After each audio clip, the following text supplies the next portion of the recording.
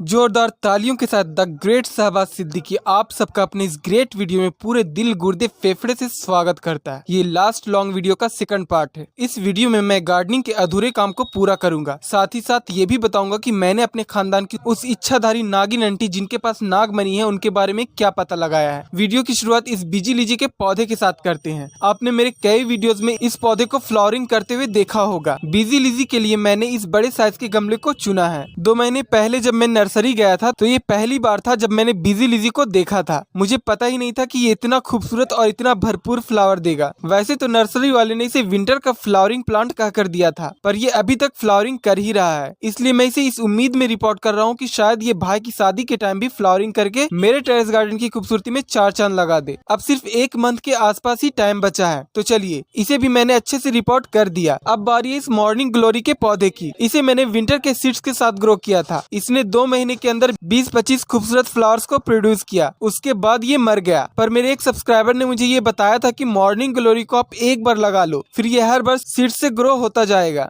मतलब इसके सीड्स गमले में गिरेंगे और वो खुद ही उग जाएंगे। और उन्होंने सही कहा था। ये जो पौधा आप देख रहे हैं ये खुद ब खुद ही उग गया है। मैं इसके पुराने गमले से निकाल रहा हूँ। मैंने सोचा है कि मैं इसमें लोहे की एक तार फंसा दूंगा जिसमें इसकी लताओं को चढ़ाकर एक अच्छा सा लुक दूंगा। कसम से शादी कहूँ या सर दर्द, ऐसा नहीं है कि सिर्फ गार्डन में ही इतना काम है, पूरे घर में हजारों काम है। ऊपर से ड्रामेबाज रिश्तेदारों की चिंता अलग। देखो शादी में कौन कौन क्या ड्रामे करता है। मैं तो अपने कुछ रिश्तेदारों के बारे में ये भी सुन रहा हूँ कि इन लोगों ने अभी से ही भूख की दवा खाना शुरू कर दिया है ताकि मेरे घर की दवा तोड़ाने में कोई कसर न रह जाए। पर मैं भी द ग्रेट शहबाज सिद्दीकी हूँ। मैंने भी पूरा दिमाग लगा लिया है। मैंने सोचा है कि मैं चावल में चावल के साइज के ही कंकड़ मिला दूंगा, फिर देखूंगा ये लोग कितना ठूसेंगे। नहीं, ये आइडिया सही नहीं रहेगा। मैं अपने रिश्तेदारों को अच्छे से जानता हूँ, ये लोग अलग ही प्रजाति के हैं। ये कंकड़ पत्थर भी पचा लेंगे। दूसरा नुकसान ये भी होगा कि वही चावल तो मुझे भी खाना पड़ेगा। नहीं, कुछ और अलग सोचना होगा। आप लोग ही कोई आइडिया दो, कुछ ऐसा ट्रिक बताओ जिससे मेरे रिश्तेदार थोड़ा कम खाएं। अच्छा एक बात बताइए, क्या भूख कम करने की भी कोई दवा होती है? पता करता हूँ, अगर ऐसी कोई दवा होगी तो मैं उसे वेलकम ड्रिंक्स में ही मिलाकर रिश्तेदारों को आते के साथ पिला दूंगा। एनीवे, ये पौधा डेविल्स बैकबोन की प्रजाति का है। कुछ टाइम पहले मैंने इसे रिपोर्ट किया था, पर ये और बगल में रखा एक क्रोटॉन इस दुनिया से जाने की तैयारी में है। मरने की बात पे मुझे एक बात याद आया। ये एक सच्ची घटना है, ध्यान से सुनना, मजा जरूर आएगा। मैंने अपने किसी रिश्तेदार के मुंह से ये सुना था कि वो लोग किसी ऐसे गांव में रहते थे जहां गांव में आने जाने का रास्ता नदी से होकर गुजरता था। उस गांव में मैं भी गया हूं 1-2 बार। तो हुआ ये कि उस गांव में एक आदमी नदी से गुजर रहा था कि अचानक नदी में बाढ़ आ जाती है और वो आदमी बाढ़ में बह जाता है। सारे गाँव वाले देखते रह जाते हैं क्योंकि बाढ़ इतना खतरनाक था कि उसे बचाने का कोई रास्ता ही नहीं था। उसके घर वाले रोना धोना करके रह जाते हैं। हमारे यहाँ मरने के 4 दिन बाद श्राद्ध जैसा कुछ होता है, तो उसके परिवार में वही हो रहा था कि अचानक वो इंसान बिल्कुल सही सलामत अपने घर पहुंच जाता है। उसे जिंदा देखकर आधे लोग भूत समझकर भागने लगे होंगे। उसने बताया कि वो बहा तो था, पर काफी दूर जाकर उसे नदी में लटकता हुआ एक पेड़ दिखाई दिया जिसके सहारे वो पेड़ पर चढ़ गया था और 4 दिनों तक नदी से बहकर आ रहे गंदे फल खाकर जिंदा रहा। और जैसे ही बाढ़ का पानी कम गया वो वापस आ गया। ये बिल्कुल सच्ची घटना है। अगर ऐसा ही कुछ आपको भी किसी ने सुनाया है तो कमेंट में जरूर लिखें। गाइस, गमलों को हटा कर साफ करने में मुझे थोड़ा बहुत सांप का डर लगा रहता है। वो इसलिए क्योंकि यहाँ मेरे टेरेस गार्डन में 3-4 बार सांप आ चुके हैं, इसीलिए दिमाग में सांप का खौफ बैठा है। कई बार तो ऐसा भी हुआ है कि सूखे पत्तों ने भी मुझे डरा दिया है। कुछ दिन पहले मैं ऐसे ही गार्डन की साफ सफाई कर रहा था कि एक सूखा पत्ता मेरी उंगली में फंस गया। कसम से उछल कर दूसरे गमले पर जा गिरा था मैं। 3-4 साल पहले तो एक और अजीब सी घटना घट गई थी। गर्मी का मौसम शुरू हो रहा था तो सबसे पहले छत पर सोना मैं ही शुरू करता हूँ। तो मैं एकदम सुबह उठकर साफ सफाई कर रहा था तो मैंने एक प्लास्टिक को देखा जिसे हटाकर मैं सफाई करता। मैंने प्लास्टिक धीरे से उठाया तो उसके नीचे सांप था। प्लास्टिक के चारों तरफ मेरे गमले थे, तो मैंने सोचा कि पहले सारे गमलों को हटा देता हूँ, वरना मेरे घर वाले सांप खोजने के चक्कर में मेरे सारे गमले तोड़ देंगे। पहले मैंने अपने सारे गमले हटाए, फिर नीचे फ्लोर पर जाकर अपने घर वालों को बुलाकर लाया कि ऊपर सांप है। अब मैं ये सोच रहा था कि कहीं ये लोग छत पर जाएं और सांप कहीं भाग गया तो ये लोग कहेंगे कि सुबह नींद में होगा इसलिए सांप का वहम हो गया। थैंक गॉड, जब मेरे घर वालों ने प्लास्टिक हटाया तो सच में सांप वहाँ था। सांप तुरंत मिट्टी के चूल्हे के अंदर चला गया। फिर हमने सांप को खोजने के लिए चूल्हा भी तोड़ दिया, पर सांप का कोई अता पता नहीं। हम सब शॉक्ड रह गए कि सांप गया तो गया कहाँ। पर दीवार में एक चींटी का बिल था। आखिर में हम सब ने ये मान लिया कि सांप चींटी के बिल के अंदर चला गया होगा। पर गाइस, सीमेंट के दीवार में चींटियों के एकदम पतले बिल जिसमें हमारी एक अंगुली भी नहीं जा पाती, वहाँ सांप कैसे जा सकता है? मुझे लगा कि वो सांप था ही नहीं, शायद कोई सुपरनेचुरल चीज थी। 1 मिनट, कहीं ये वही मेरे खानदान की कोई इच्छाधारी नागिन आंटी तो नहीं थी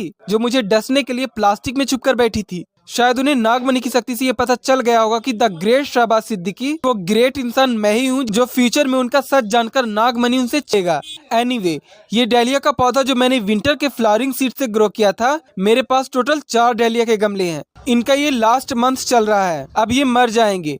हालांकि ये अभी तक फ्लावरिंग कर रहे थे, पर गमलों की कमी की वजह से मुझे इन्हें हटाना पड़ रहा है। दरअसल डालिया बल्ब से ग्रो होने वाला पौधा है, तो मैं चारों प्लांट के बल्ब निकालकर एक ही गमले में डाल दूंगा, जिससे मेरा 3 गमला खाली हो जाएगा। पता है, पिछले महीने में कहीं शादी में गया था, तो वहाँ एक अजीब सी घटना घट गई। रिसेप्शन पार्टी थी, दुल्हन और दूल्हा अपने अपने राजगद्दियों पर बैठे थे। सारे मेहमान एक बात नोटिस कर रहे थे कि दुल्हन अपना चेहरा उठा ही नहीं रही थी, बड़े ही आराम से नजर नीचे कर घंटों से बैठी थी। सारे लोग आपस में बातें कर रहे थे कि वाह क्या संस्कारी लड़की है। लड़के की तो भाग ही खुल गए, इतनी सुशील लड़की कब से पलके झुकाए बैठी है। कहाँ मिलती है आजकल ऐसी लड़की, इतनी संस्कारी। जब मैंने हर किसी को ये बात करते सुना तो एक पल के लिए मैं भी समझ बैठा कि वाकई लड़की तो बड़ी संस्कारी है, पर पता नहीं क्यों मेरा दिल ये मानने को तैयार नहीं था। ये बात मुझे हजम नहीं हो रही थी कि इस जमाने में इतनी संस्कारी लड़की भी हो सकती है। मैंने फैसला कर ही लिया कि मैं सच का पता लगा कर रहूंगा, इसलिए मैं किसी बहाने दुल्हन के पास से गुजरा तो मैंने देखा दुल्हन नीचे नजर करके मोबाइल चला रही थी।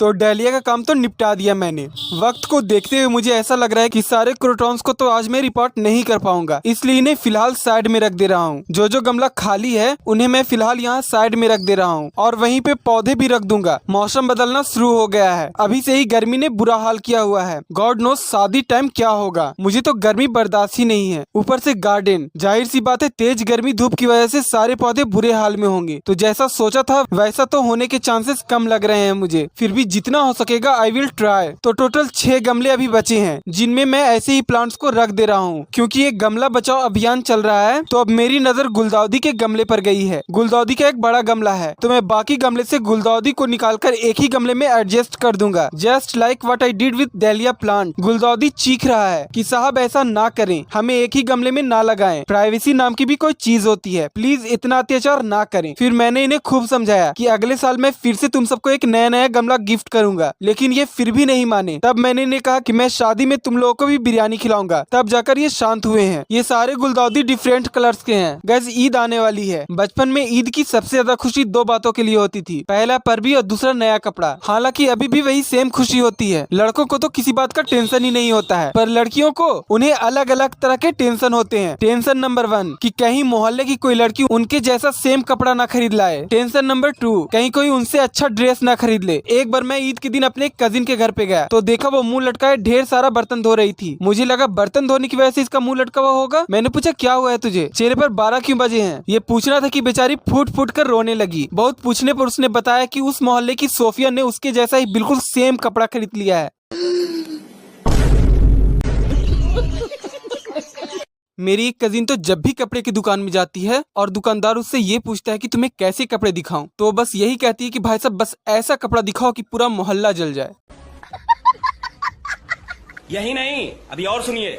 इस मामले में हम बॉयज ही ठीक हैं, कुछ भी पहन लो। हम लोग तो एक दूसरे का कपड़ा भी एक्सचेंज करके पहन लेते हैं, पर ये लड़कियां अगर किसी को दुपट्टा भी देंगी ना तो जरा सा बस होने पर पार्टी में ही दुपट्टा छीनने लगेंगी। इस बार नर्सरी से मैं 4 डिफरेंट कलर के गुलदाउदी लेकर आया था, पर मैं बिजी होने की वजह से किसी एक को भी गमले में नहीं लगा पाया, जिस वजह से 4 में से 3 तो भगवान को प्यारे हो गए। जो एक बचा है उसे भी मैं इसी सेम गमले में एडजस्ट कर दूंगा। अगले साल विंटर में इन सबको वापस अलग अलग गमलों में कर दूंगा। पता है क्या हुआ, पिछले महीने मैं अपने दोस्त के घर पर गया तो देखा कि वो काफी मोटा हो गया है। मुझसे रहा नहीं गया, मैंने टोक दिया कि ये डे बाय डे तू इतना मोटा कैसे होता जा रहा है। तो उसने कहा कि भाई घर का फ्रिज खराब हो गया है। ये कहकर वो मेरे लिए नाश्ता लेने चला गया। अब मैं भी कंफ्यूज कि मोटा होने का फ्रिज खराब होने से क्या लेना देना। मैं खूब सोचता रहा, पर इतना टैलेंटेड होने के बावजूद भी मुझे कुछ समझ नहीं आया। फिर जब वो नाश्ता लेकर मेरे पास आया तो मैंने उससे पूछा कि तेरे मोटा होने का फ्रिज खराब होने से क्या लेना देना। तो उसने कहा कि घर पर फ्रिज खराब हो चुका है, तो बचा कुचा जितना खाना होता है सब मुझे ही खत्म करना पड़ता है। तो फाइनली मैंने गुलदाउदी वाला काम निपटा लिया। अभी ऐसे ऐसे कई काम बाकी हैं। मुझे तो लगता है पिछले जन्म में मैं किसी के घर पर नौकर था, वरना मेरे ही जिंदगी में इतना काम कैसे। ऐसा लगता है शहबाज का दूसरा नाम ही काम है। और कुछ लोग तो बस सुबह से शाम तक पलंग पर ही पसरे रहते हैं। ज्यादा हुआ तो दूध गर्म कर देंगे और चावल भिगो देंगे, इतने में ही थककर चूर हो जाते हैं। और बराबरी किसकी करेंगे? द ग्रेट शहबाज सिद्दीकी की। बराबरी से याद आया, मेरे क्लास में एक लड़का था जो मुझसे बहुत जलता था। मतलब उसकी उतनी गलती थी नहीं, मैं था ही इतना टैलेंटेड कि कोई भी मुझसे जले। तो वो क्या करता था कि क्लास में वो बिल्कुल मेरे अपोजिट काम करता था। अगर मैं कहता कि सर आज हम रीडिंग करेंगे तो वो कहता था कि नहीं सर आज राइटिंग करते हैं। बस उसे हर हाल में मेरी बात काटनी होती थी। तो एक बार टीचर ने उसे खड़ा करके कहा कि बताओ अगर मेरे पास एक बैग पैसा हो और एक तरफ दिमाग हो तो तुम इसमें से क्या लोगे। इस पर वो लड़का टीचर के सामने महान बनने के लिए कहता है कि मैं तो दिमाग लूंगा सर। इस पर मैंने कहा जिसके पास जिस चीज की कमी होती है वो वही लेगा ना। अब आप इस दीवार को देखिए। अभी जब मोबाइल का चार्ज खत्म हो गया था तो ऑफ कैमरा मैंने इस दीवार को पेंट कर लिया। अरे नहीं नहीं, कंजूस नहीं हूं मैं और ना ही पैसे की कमी है, ऊपर वाले का करम है। गार्डन वाले सारे दीवार मैंने खुद पेंट किए हैं क्योंकि पेंटर्स दीवार पेंट करने में मेरे सारे गमलों में छींटे पड़ा रहे थे। एनीवे, पता है कल क्या हुआ? एक्चुअली कल नहीं, ये हमेशा होता है। हमारे पड़ोसी टमाटर प्याज मांगने आते रहते हैं। तो कल एक आंटी टमाटर मांगने आई। मैंने उन्हें एक टमाटर दिया तो उन्होंने एक और मांगा। मैंने एक और दे दिया। फिर उन्होंने एक प्याज मांगी, मैंने वो भी दे दिया। फिर मैंने उनसे पूछा कि आप इन टमाटरों का क्या करने वाली हैं? तो उन्होंने कहा कि बेटा टमाटर की चटनी बनाऊंगी। तो मैंने उनसे टमाटर प्याज दोनों वापस ले लिए और कहा कि आप 2 मिनट रुक जाओ, मैं चटनी बनाकर देता हूँ। अब आप सब सोच रहे हो कि सब आज कितना महान है। महान वहान कुछ नहीं। एक्चुअली मुझे पता था कि ये आंटी जब अपने घर जाएंगी तो 2 मिनट के बाद बेटी को लहसुन मिर्च और नमक लाने भी मेरे घर ही भेजेंगी, तब जाकर चटनी बनती। तो मैंने यही बना दिया क्योंकि बेचारी उनकी बेटी को 2-3 बार और यहाँ आना पड़ता। हम सब के पड़ोस में 1-2 आंटियां तो ऐसी जरूर होती हैं, बस चले तो हमारा पूरा घर लूट कर ले जाएं। एक आंटी ने तो हद ही पार कर दिया था। एक दिन वो अम्मी से मुझे मांग रही थी, कह रही थी कि मेरे सारे बेटे निकम्मे हैं, तुम्हारे पास तो 3-3 हैं, इस शहबाज को हमें दे दो। इतना टैलेंटेड बेटा तो सौभाग्य से प्राप्त होता है, बहुत नाम रोशन कर दिया इसने तुम्हारा, अब इसे हमें दे दो, बदले में कुछ पैसे चाहिए तो वो भी ले लेना। पर गाइस अम्मी ने मेरी घोर बेइज्जती कर दी। अम्मी ने उस आंटी से कहा कि ना ना, पैसे की कोई जरूरत नहीं, फ्री में ले जाओ इसे, बस कोर्ट से कागज बनाकर ले जाना ताकि ये वापस मेरे घर ना आ सके। गजब बेइज्जती है।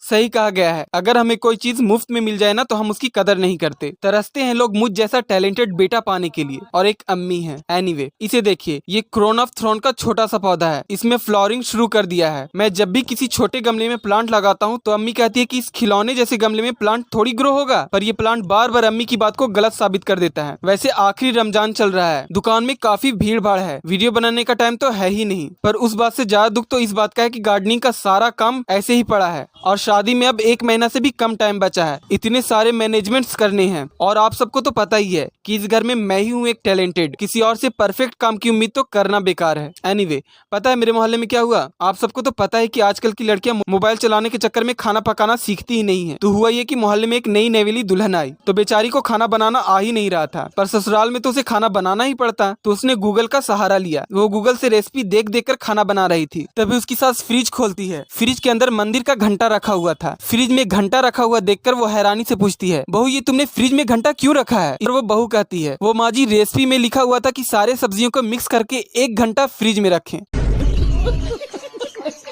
बाप रे, काम जितना काम मैं अपने घर पे कर लेता हूँ ना, इतना काम अगर मैं किसी और के घर पर करता तो अच्छी खासी कमाई हो जाती मेरी। मेहनत का फल आज न कल तो मिलेगा, यही सोच सोच कर मेहनत करता जा रहा हूँ। पता नहीं फल पेड़ में है भी या कोई और चुरा कर ले गया। वैसे चुराने से याद आया, इस पूरे मोहल्ले में ऐसा शोर है कि सिवली वाले शादी में जहाँ भी जाते हैं वहाँ से प्लेट और चम्मच चुरा कर लाते हैं। बिड्डी में तो इन लोगों ने हद ही पार कर दिया था। बड़े बड़े बैग्स लेकर गए थे ये लोग। लौटते वक्त जब मैंने इनका बैग उठाया, हे भाई साहब क्या बताऊं मैं, पूरे बैग में से ढन ढूंढ की आवाज आ रही थी। ना ना, गधों पर भरोसा कर लेना, पर सीली वालों पे बिल्कुल भी नहीं। 7 करोड़।